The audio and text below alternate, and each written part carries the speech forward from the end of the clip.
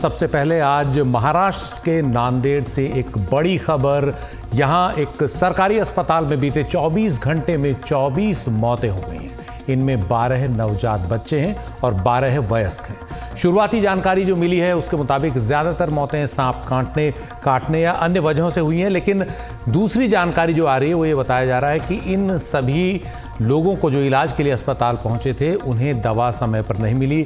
दवा मिलने में कहीं लापरवाही हुई है अस्पताल के स्टाफ की तरफ से और इस वजह से ये मौतें हुई हैं। डॉक्टरों ने कहा है कि सांप काटने से मौत हुई है या दूसरी और वजह थी जिससे पीड़ित वहाँ पर थे अस्पताल में मौजूद, लेकिन ये पता लग रहा है कि वहाँ अस्पताल में दवाओं की कमी थी। शायद स्टाफ के यहाँ से वहाँ ट्रांसफ़र होने की वजह से कहीं कोई गड़बड़ी हुई है।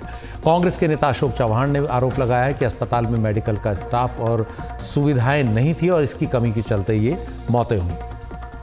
तो इस पर हमने बात की वहाँ के डॉक्टर से कि वो क्या कह रहे हैं। लहान मुलांमध्ये 6 पुरुष जातीचे बाळ आणि 6 स्त्री जातीचे बाळ असे 12 रुग्णांचा डेथ झालेला आहे।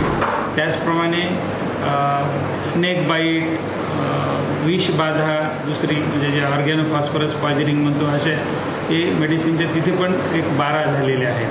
प्रमाणामध्ये बदल्या झाल्यामुळे थोडीफार अडचण निर्माण झाली, परंतु रुग्णसेवेमध्ये फारशी अडचण निर्माण झालेली नाही, कारण काही काळामध्ये जी हाफकिन ह्या संस्थेकडनं औषधांची खरेदी होणार होती तर ती झालेली नाही आहे। त्यामुळे एक थोडीफार अडचण निर्माण झाली।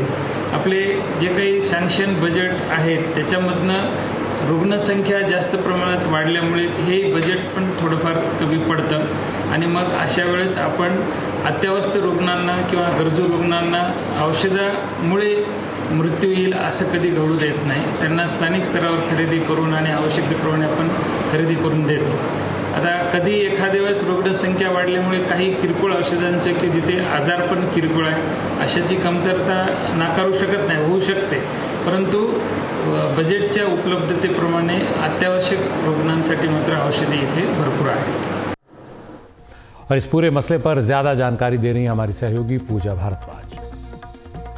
महाराष्ट्र के ठाणे जिले में एक अस्पताल में एक ही दिन में 18 मौतों का मामला अभी शांत भी नहीं हुआ था कि महाराष्ट्र के नांदेड़ जिले से बेहद चौंकाने वाली और दुखद खबर सामने आई है। एक सरकारी अस्पताल में बीते 24 घंटों में 24 मौतें हुई हैं और इनमें 12 नवजात बच्चे शामिल हैं। अस्पताल की तरफ से कहना है कि इनमें 6 लड़के और 6 लड़कियां थीं। 12 वयस्कों की भी मौत हुई है। अलग अलग बीमारियों की वजह से यहाँ पर ये अस्पताल में नाजुक हालत में भर्ती थे। अधिकांश जो मरीज थे वो सांप काटने की वजह से यहाँ पर भर्ती हुए थे, तो तुरंत से इन्हें जो स्वास्थ्य सुविधाएं हैं वो पहुँचानी थी, लेकिन अस्पताल की ओर से जो जानकारी है वो चौंकाने वाली है। कहा यह जा रहा है कि दवाई की जो सप्लाई है वो कहीं ना कहीं रुकी थी। हालांकि खरीद कर बाहर से उन्हें मुहैया कराया गया था, लेकिन जो बजट अस्पताल के पास होता है उसके कहीं ज़्यादा संख्या में मरीज होने की वजह से कभी कभी गड़बड़ियाँ होती हैं और कुछ इसी तरह से विपक्ष भी हमलावर है। अशोक चव्हाण महाराष्ट्र के पूर्व मुख्यमंत्री, कांग्रेस नेता, इन्होंने दौरा किया इस अस्पताल का और मीडिया से बात करते हुए उन्होंने बताया कि 500 मरीज़ की क्षमता है यहाँ पर, लेकिन 1200 से अधिक मरीज़ यहाँ पर भर्ती हैं।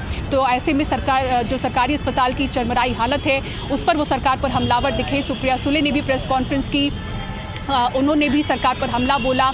अस्पताल की ओर से जो जवाब आया है उसमें एक ये बात भी गौर करने वाली है। उन्होंने कहा कि डीन ने कहा कि जो आसपास का 70 से 80 किलोमीटर का इलाका है वहाँ पर कोई दूसरे ऐसे बड़े अस्पताल न होने की वजह से नाजुक हालत में, बेहद क्रिटिकल हालत में मरीज़ यहाँ पर भर्ती होते हैं। तो आप खुद ही सोचें कि जहाँ पर दवाई की सप्लाई में गड़बड़ी हो, बजट में गड़बड़ी हो, कम पड़ जाए तो मरीज़ों की क्या हालत होगी। तो ऐसे में 24 घंटों में 24 मरीज़ों की मौत हुई है। और इस चौंकाने वाली खबर पर एकनाथ शिंदे महाराष्ट्र के मुख्यमंत्री, जब उनसे सवाल पूछा गया तो उन्होंने बताया कि उन्हें पूरी जानकारी इस खबर की नहीं है। हालांकि उचित कार्रवाई का उन्होंने आश्वासन ज़रूर दिया है, लेकिन जिस तरह से अस्पताल की ओर से बयान सामने आया है कि 80 किलोमीटर तो कोई बड़े अस्पताल नहीं, दवाई की सप्लाई में कमी और बजट से कहीं ज़्यादा मरीजों का भर्ती होना, इस पर सरकार को आगे जवाब देना होगा। मुंबई से कैमरा पर्सन अमित पवार के साथ पूजा भारद्वाज, NDTV इंडिया।